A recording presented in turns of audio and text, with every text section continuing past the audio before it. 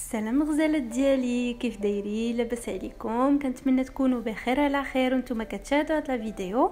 الى اول مره كتشوفوا القناه ولا الفيديو ديالي، ما تنساوش تشتركوا بالضغط على الزر الاحمر اسفل الفيديو وتفعلوا الجرس باش يوصلكم كل جديد كنزلو، وما تبخلوش عليا بلي لايك والتعاليق ديالكم. اليوم جيت لكم فيديو جديده. اليوم غادي نقدم لكم واحد الطورطه ديال التفاح كتجي رائعه، كنصايبوها باللاباط صابلي ولا بالعجين المرمل، كتجي لذيذه. وغادي نعطيكم حتى نصائح النجاح ديال لاباط صابلي. المهم بلا ما نطول عليكم، خليكم دابا مع الفيديو وفرجه ممتعه. بالنسبه للمقادير ديال العجين المرمل، غادي نحتاجو 250 غرام ديال الدقيق ما يعادل 2 كيسان عنبه كبار، 150 غرام ديال الزبده تكون بارده جيدا من الثلاجه ونقطعوها المربعات، اصفر بيضه، 3 ديال المعالق كبار ديال سكر بودره ولا سكر ثقيل ماشي سكر سنيده، مع قبصه ديال الملح. ونقدروا نحتاجو واحد الملعقه ديال الحليب. الا ما تجمعش لنا العجين غادي نضيفوها. بالنسبه للطريقه، غادي نجيبوا شي صفاي ولا غربال، غادي نغربلوا الدقيق والسكر ثقيل مع ديك القبيصه ديال الملحه. غادي نضيفوا الزبده تكون بارده مزيان، ما خصهاش تكون لينه، خصها تكون بارده.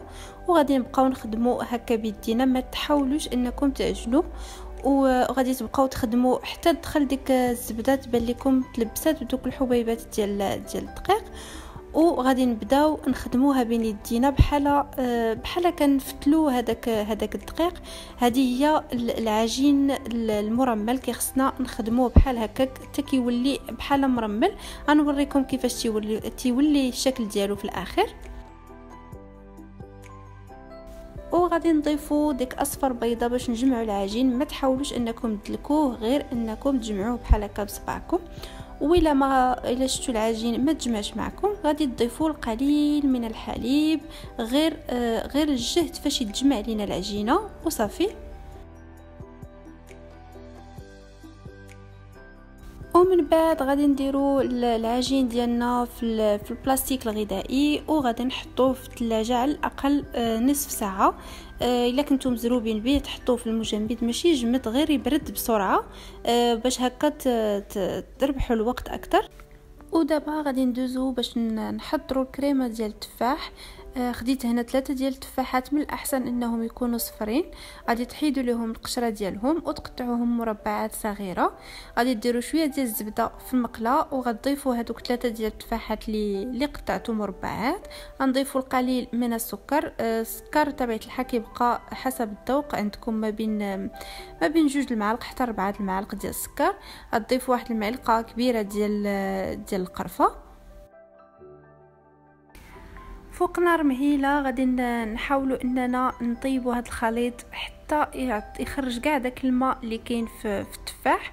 وغادي نبقاو نستمروا في التحريك حتى يختفي داك الماء تماما. هكا غادي يكون واجد عندنا التفاح ديالنا.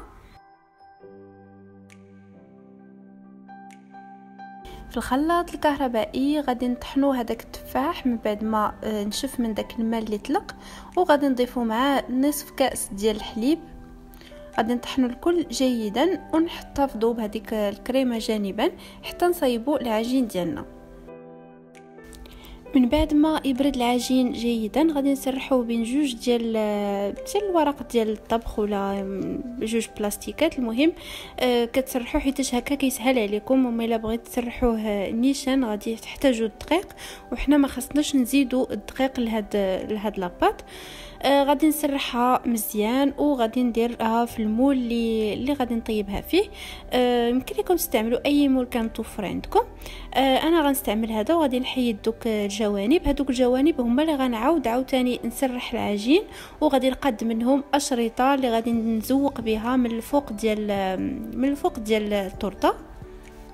من بعد ما كنوضعوا الكريمه فوق من العجين، الكريمه اللي حضرنا مجموعين ديال التفاح، غادي نضيفوا دوك الاشرطه كيف كتشوفوا في الفيديو من الفوق حتى هما. غادي ندهن الطورطه ديالي، هذوك الاشرطه اللي من الفوق هما اللي غادي ندهن بالحليب، شويه ديال الحليب، وغادي ندخلها للفران. غنشعل ليها من التحت في الاول حتى نحس بداك التحت طاب ونضج، عاده نشعل ليها الفوق باش تحمر ليا مزيان من الفوق، ومن بعد نخرجها ونزينها بشويه ديال السكر ثقيل ولا سكر بودره من الفوق.